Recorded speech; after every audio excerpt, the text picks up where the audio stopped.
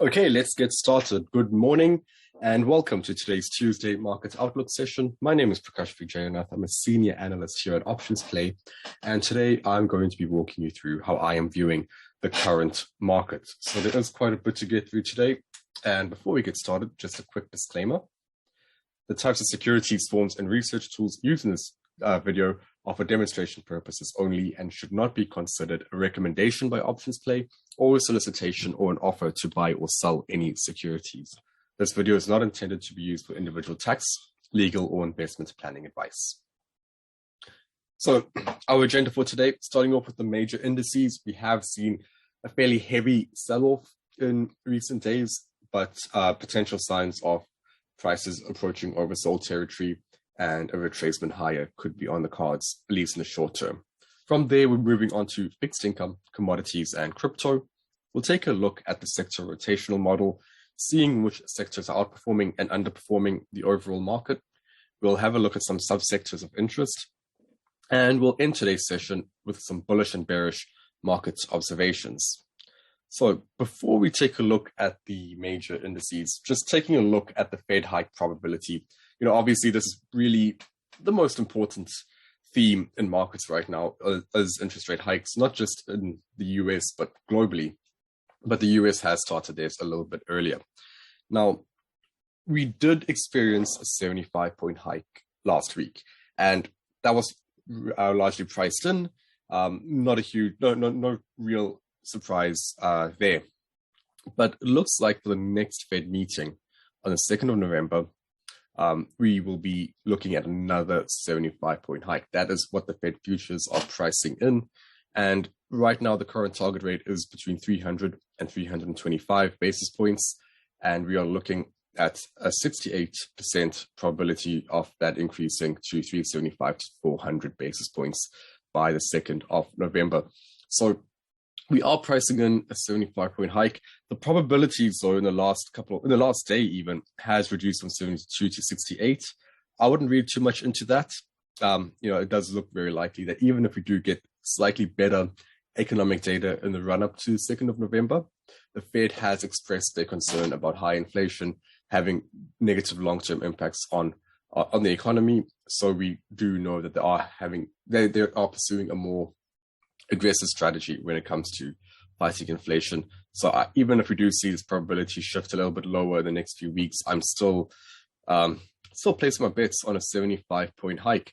And while that may sound negative, higher interest rates is definitely a headwind for equities in general and the major indices.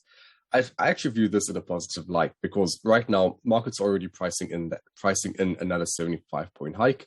And if you look at the previous 75-point hikes that we've had, markets weren't really pricing that in. So when we did get the hike or closer to the Fed meeting, there was a certain shock element where we saw a lot of ambiguity or a lot of volatility. Whereas right now, we are pricing that in early. And what that tells me is, look, we might have some short-term pain, which we are currently experiencing. However, it does leave the door open for potentially an upside surprise come November or later in the year, even though the macro outlook is still fairly negative. The fact that we're pricing it in early, I view that in a positive light. So if we take a look at the major indices for a second here, sorry, 1 second. Okay, so if we take a look at the major indices, starting off here with the S&P, futures are up this morning, so definitely a positive compared to the bloodbath that we've seen the last few days. Taking a look at the daily chart here first, we saw a break below 380, followed by a lot of bearish momentum all the way to the 360 area, just above 360, the previous swing low, and we are seeing that the futures this morning move up a little bit higher, which is positive for now. But if you take a look at the overall macroeconomic theme of higher interest rates, I do not believe that this is a reversal point. It's simply a short-term retracement before another leg lower. And the question is, where do we go to next? So in terms of retracement, we could be heading back to the 380 level. I wouldn't be surprised to see a retest of 380. But even then, due to the amount of bearish momentum that we've had, we may not even reach that. I am looking for retracements here because what it does, it allows for a much better risk to reward shorting opportunity. It's very difficult to go short or go bearish on your trades when momentum is clearly on the oversold or very close to being properly oversold. Right now, this 50-period CCI is a minus 200, and that is an oversold condition. So I never really look to enter bearish trades when it's there. I look for the retracement from the minus 200, and we'll see how much higher it can retrace over the next couple of days. But I don't expect it to be much higher than 380. I think that will be the resistance level to contend with. But in terms of downside targets, we're looking at the 50% Fib retracement level. Yes, 364 will potentially act as minor support, but I do think there is more downside here for equities. So 50% Fib retracement level, that's at around 350. That seems to be the downside target for now. I wouldn't really focus too much on the 61.8 Fib level. Not yet anyway. We'll have to see how price reacts to this 50% Fib retracement level first, in my opinion. Okay, moving on to the NASDAQ 100, looking at the Qs. Similar price action at its previous swing low and bouncing higher. But again, remember, NASDAQ 100 is comprised heavily of growth names, technology names, and these are names that are very sensitive to interest rate hikes. So we are seeing more volatility relative to the S&P when we look at the NASDAQ 100, but obviously similar in terms of price action itself. So potential retracement levels could be, a little bit higher here back to its previous swing level. We saw price did consolidate before moving lower there. That could be one level to look at. But if it does move higher, that 300 level, that will be a strong resistance area, a strong psychological area as well here for the NASDAQ 100. But also momentum again below minus 200. So it does increase the probability of that retracement. Taking a look at some downside levels though, we have the 270 area. It has provided support in the past. That if that level breaks, I'll be looking all the way down here at around 236 here for the Qs. So there'll be another leg lower and another lower low should this area of support, where its price is currently at, should it break down in the next couple of weeks. And Russell 2000, so again, very similar chart, but breaking below the 170 key area, which is the 50% Fib retracement level. And it's at its previous swing low at around 164, 163. But just looking at the bearish momentum, even though like the S&P and the NASDAQ, retracement could be expected, that will be limited. And, it has the 170 level as a potential area of resistance to be looking at. And the downside target is the 61.8 Fib retracement level for the short term. That's at 153. And we also have further support at around 144 here for IWM.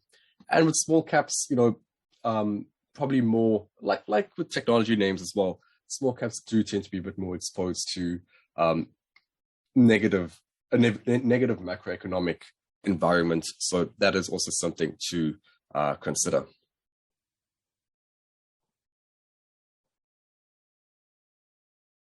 Okay, here we go. And taking a look at the VIX. So volatility, a few days ago, I was looking at this chart, and the one positive, even though we saw a bit of an uptick in volatility, the one positive aspect of this chart was the fact that it was below 30. We established this new normal early in the year with VIX consistently being above 30.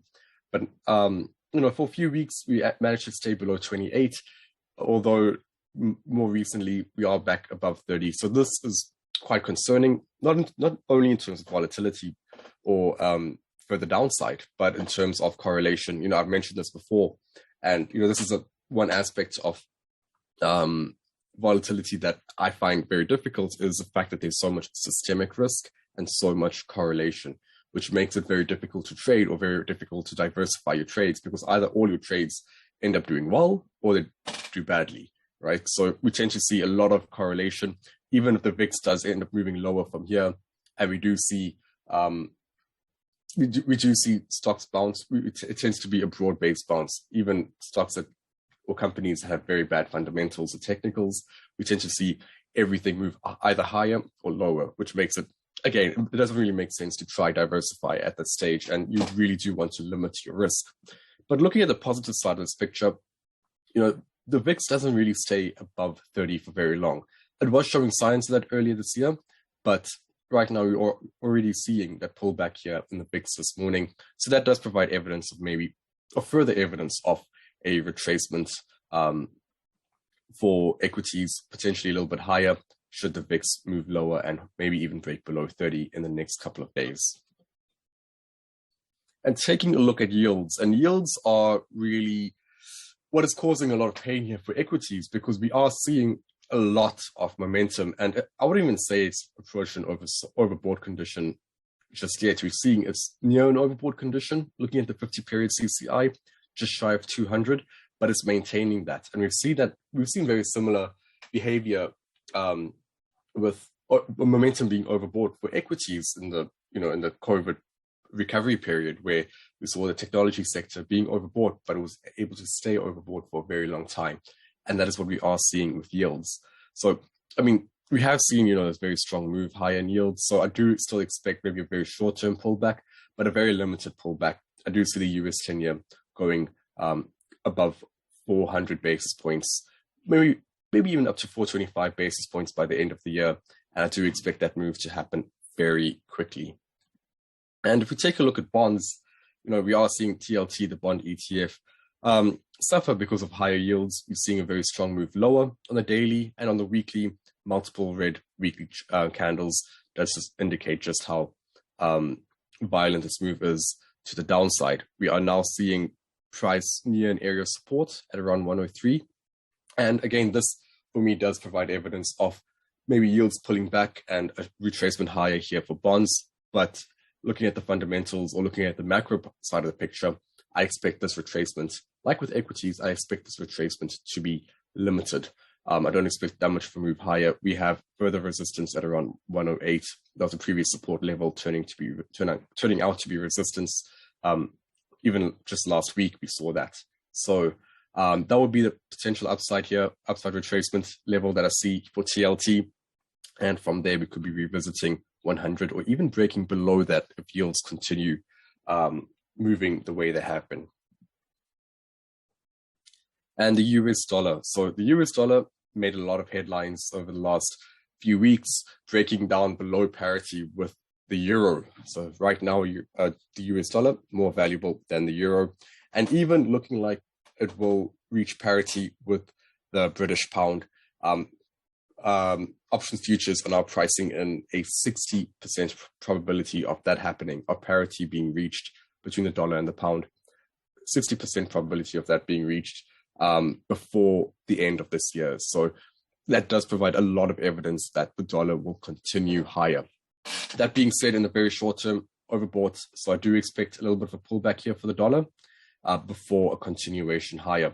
And you have to remember that with the dollar, it's not just about dollar performance, it's also about how it compares relative to the other major currencies, like the euro, like the pound, and yen included there as well. So we are seeing a lot of weakness in those currencies, especially relative to the dollar, and that is what is causing the dollar to continue to move higher, even though it has approached an overbought reading. I still think that any potential retracement will be very limited. And moving on to gold. So we are seeing gold moving lower due to the very strong dollar. No surprise there, as the dollar and gold do tend to move inversely. But we did see a break below a major support level at 157. There was a lack of upside momentum when it was at that level, and then we have seen a break below it, coming back to retest it, failing and moving lower. Now, I am fairly bearish on gold, have been for some time due to the dollar strength, but I do not believe this is a good entry point. I think that we need to wait for the retracement higher, and I'd be looking for a retest of 157. From there, I'd be looking at aggressive short positions here on gold. But until we get that, it's very difficult to trade gold when it's pretty much oversold or very much close to being oversold. So I am looking for a retracement higher, ideally to 157, but I wouldn't be surprised if it doesn't even reach that. But that is how I'm viewing gold. ideally just waiting, being patient and waiting for the retracement.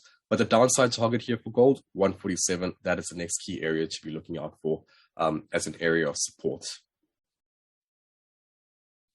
And moving on to oil. So oil, using USO ETF, by the way, but oil, has this huge topping formation that's formed since March this year. And 71 was really the neckline for this, the key area of support that did eventually get broken below quite recently. We have seen failed retests of that level, confirming that breakdown and a very quick move all the way down to the next key area at 63. So I'm very surprised that it reached this level as quickly as it has. But it is now currently oversold. So we are seeing intraday bounce, or I should say a pre-market bounce. Let's see how long that lasts. But with recession fears growing and continuing to grow at the rate that they are, I wouldn't be surprised to see another break below the 63 area of support. And if that does happen, the next key area that we're looking at would be 58. And that is a previous swing high during this very long rally here for oil a few months ago. So 58, that will be the key level to be looking at. And both technicals and fundamentals are looking quite bearish for oil in the medium term. But again, like with many of the names and the charts that we will be looking at and we have looked at today, wait for the retracement and just be a bit patient instead of trying to jump on a moving train, basically. That it's all these prices are oversold or overbought and are at extremities. So I think a bit of patience this week especially is required to get more better entry points for the next few weeks.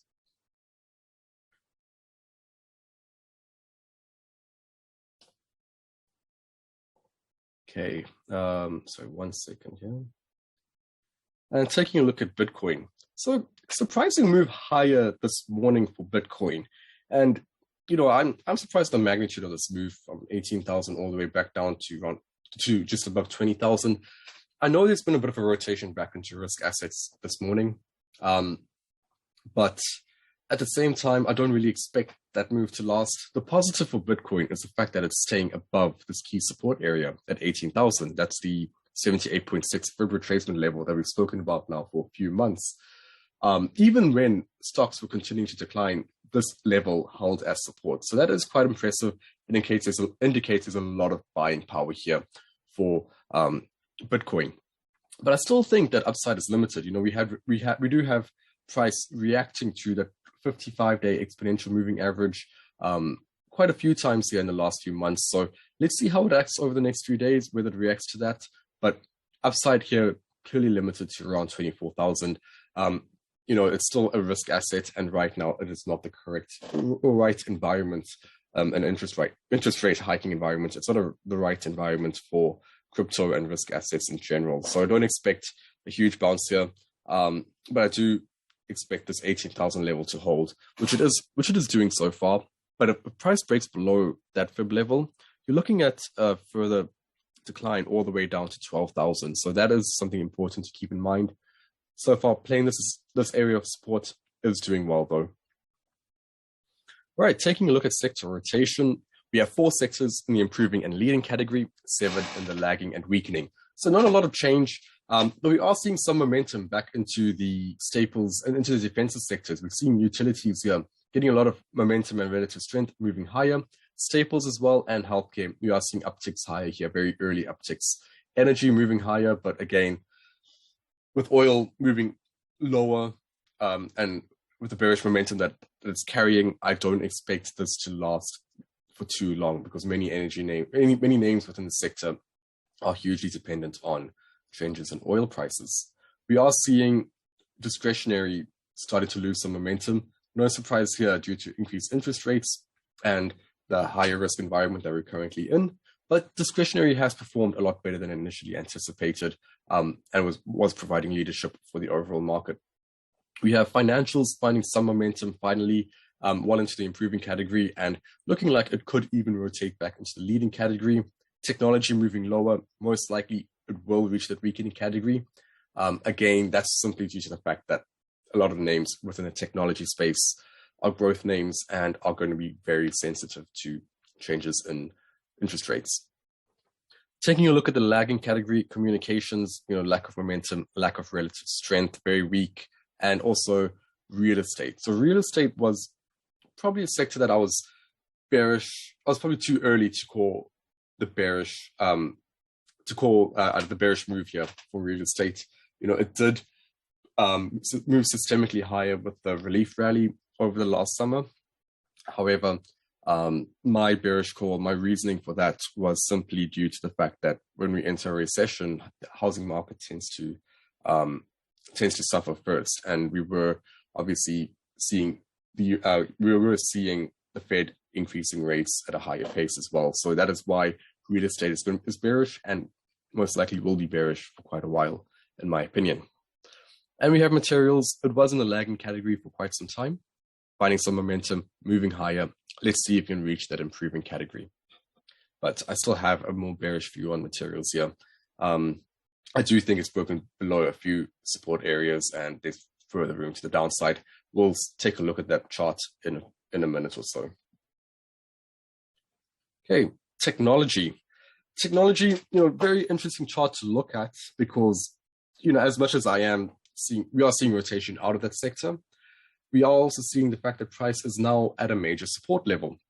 Not only is it forming a double bottom on the daily time frame, but it is also at the 50% fib retracement level at 122. I think the chart just got cut off there, but that is the 50% fib retracement level. And short-term momentum has recovered already from an oversold condition. So I wouldn't say, I can see how some people may view this in an optimistic light. From a technical perspective, it does definitely provide a great risk-reward bullish entry point. There's a lot of reasons to go long from current levels. But when you look at the fundamentals, when you look at the macro picture, I do think it trumps the technical picture here for technology. I do expect this level to break, and I expect price to continue lower to the 61.8 fib retracement level at around 110. So that is my downside target for technology. And we can see as well that 61.8 fib retracement level at 110, major area of support. So I do think, if anything, technology may find some support at 110, but I still am not too optimistic about 122. It might, again, like the broader market, retrace a little bit higher over the next few days, but I do not believe that this is a sound support level due to the macro influences in play. And if we take a look at materials, this was a chart that I really wanted to look at as well. We did see some relative momentum being gained in materials, but I do think that it is still a bearish trade here. It has bearish potential because right now price is oversold. So we are looking at a retracement higher. And in terms of where that retracement higher could go, I'm looking at the major area of support on the weekly time frame, 70.35. That is where I expect materials to potentially pull back to. We can see that there was a previous swing level that got broken a few days ago. And from there, I'll be looking for any bearish price action for continuation lower here for materials. Downside target is 61.5. That is also has acted as support in the past and resistance in the past, and it's a pre-pandemic drop level as well. So very obvious target area. But again, I think a bit of patience is required here for a sector that is also very clearly oversold. Okay, moving on to some subsectors of interest, we have TAN, which is a solar ETF. And, I was looking at this name a couple of days ago where price was opening at 76, a bit of a make or break area here. Last area of support before a further drop down to 67. And we did see price break below that. And yesterday, intraday retest, fail and move lower here. So very bearish. I do think there's potential for price to continue lower to the next key area of support at around 67. And if we take a look at the weekly time frame, even though it's not very obvious, I think this is still a bearish trend. We have lower low, lower high, lower low there, lower high here. So that would provide evidence of a continuation lower for a new lower low and continuation of this bearish trend back down to around that $50 level, which has acted as support.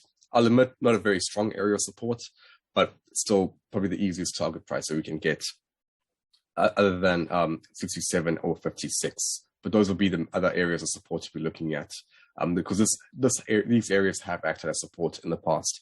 But should price be making a new lower low on the weekly time frame, I'd be looking at around that $50 level.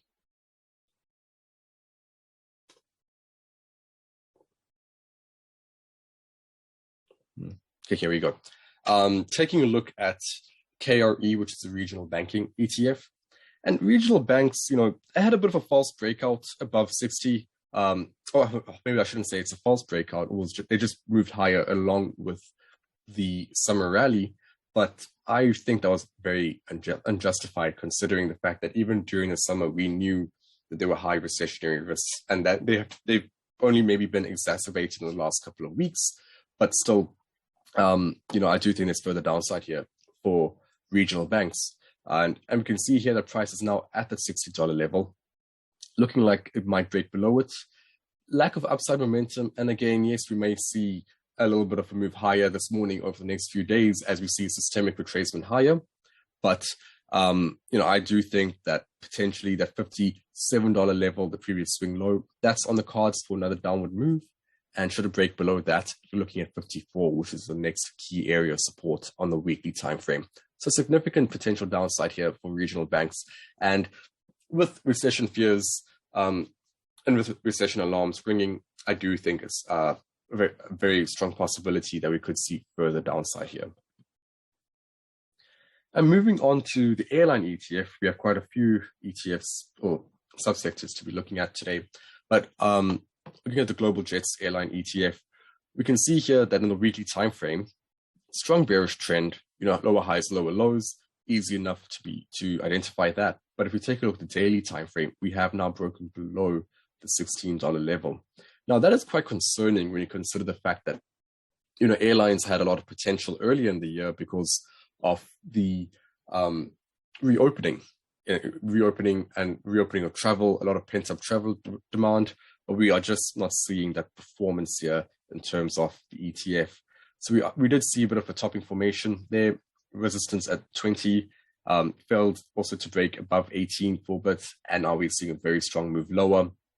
Clearly oversold, so I do expect a retracement higher, potentially back to that $16 level. And if we see bearish price action, that would be indicative of a continuation lower. But should we see a higher retracement than expected, I still think the next key area to be looking at is 17.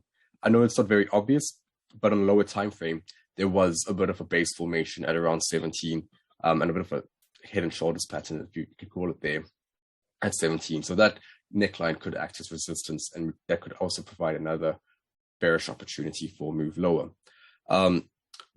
In terms of the next key area of support, that would be at 1250. That's pandemic lows. Can't imagine price getting that much lower than that, to be honest. Okay, taking a look at some market observations, starting off with a potential bullish one. And I will say a bit of a disclaimer, when looking at bullish ideas, very, very time sensitive, very quick out kind of trades. You actually don't want to be long many names, given the current environment. But I do think with prices being at oversold levels, it does provide a very, very short-term opportunity to profit from a retracement higher. And I think Coca-Cola could be one of them. It is a defensive name, and it is at a major area of support at around that 57 level. We can see that this is pretty much a triple bottom near this level, oversold. So from a risk to reward perspective, good bullish entry point, but I don't believe this is a trade that you want to stay very long in. I mean, even if it does retrace higher, you're looking at resistance at around the $60 level. So quick in, quick out for any bullish type trades in this current environment. And ABBV. So ABBV is another one, and I wouldn't say it's a very strong technical setup, but if you look at its relative performance in the last few days when markets were clearly suffering, ABBV has actually done pretty well. So we can see here obvious downtrend with price being squeezed onto 136 support. And even if we do see a move lower here to 136, that could provide a decent risk reward for a move higher. 145 clearly acting as resistance, so and 155 being the next key level. So I would maybe wait for a move lower here for ABBV to 136, seeing how price reacts to the major area of support before looking at a potential bullish idea. But again, that's only if you really want to go for long positions here. I do think ABBV is one of the good ones because It's part of the healthcare sector. It's a defensive stock, part of the defensive sector, and showing very, very good relative performance at a time of such high volatility and such high uncertainty. Moving on to some bearish ideas, we have Tesla. Now, Tesla, this was a name I covered around 3 weeks ago, and it's still on my bearish list, but it just hasn't perfectly met the entry point that I'm looking for. And that entry point that I'm looking for is a break just below the 270 level. It looked like it was going to break below that level quite recently, but so far, pre-market moving a little bit higher. So let's look at the weekly chart for a second. You can see a head and shoulders pattern, right shoulder forming there, neckline at around 200, and price struggling to break back above that let's call it just above 300, 310, almost 320 level. So we have a head and shoulders pattern, but we do have price breaking below, struggling to break below that right shoulder to confirm that. And even if we have a move higher here for Tesla, we have this level acting as a major area of resistance on the daily time frame. That could provide a good risk to reward bearish entry point. But if you want to trade the head and shoulders really need a break below 270 to kind of confirm that for a move lower back to that neckline, and potentially even lower here for Tesla, which I wouldn't really bet on Tesla moving much lower below 200. Obviously, we know Tesla is a name with a lot of hype, and bears or longer term bears of Tesla have always been punished. So not a name I would recommend being long-term bearish on, but I do think due to its valuations and due to also the way the chart is forming, it might be time for a leg lower back to the 200 key area as a target area for Tesla.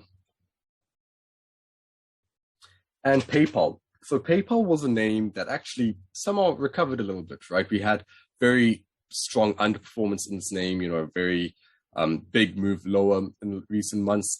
And then the last earnings announcement actually saw an upside catalyst for PayPal, breaking above a very strong area of resistance at around that $90 level.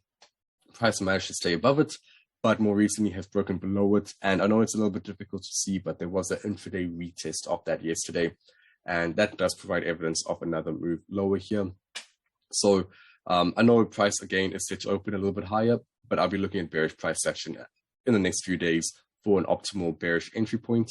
And I'll be looking for a move and potentially back down to those swing lows for PayPal. But still, look, the fact that it's broken below 90 is really the technical thesis that I'm relying on for continuation lower for PayPal. Okay, and with that, that is all I have for you today. Thank you so much for joining me, and I hope you all have a great trading week ahead. I will see you next week. Goodbye.